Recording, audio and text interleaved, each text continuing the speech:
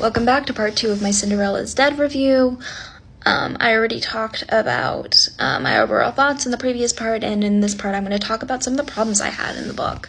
Specifically, I think the bulk of the problems I had with this book boiled down to one overarching issue. Fair warning, there will be discussions of child abuse, domestic violence,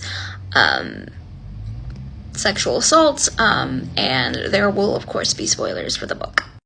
My fundamental problem is how the author changed the Cinderella story to work into that world, and specifically the reveal of what the true Cinderella story is. Specifically, the author elected to not make Cinderella a survivor of child abuse, and actually the stepmother and stepsister were good people helping Cinderella fight the revolution against the patriarchal society they lived in.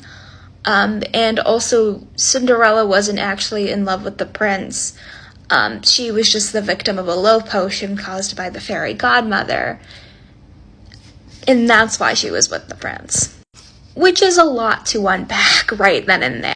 While I do absolutely think the choice to make Prince Charming a villain was really interesting and was one I really enjoyed, I do not think it was necessary to remove Cinderella's backstory as a survivor of child abuse. And I actually find it fundamentally disrespectful to the Cinderella story to remove that aspect of her backstory. The story of Cinderella is fundamentally about a survivor of child abuse escaping that abuse. And if you're not prepared to handle those themes, or you want to elect to remove it, don't write about Cinderella. Write about literally any other princess. And I honestly think in this case, the author could have chosen to write about literally any other fictional princess, and the story still would have worked. I also fundamentally do not think the author really well handled the themes of consent that come off when Cinderella is under the effect of a love potion, specifically how that relates to sexual assault and consent as a whole. And again, if you're not prepared to have the conversation about sexual assault and consent, you shouldn't be writing about love potions, point blank.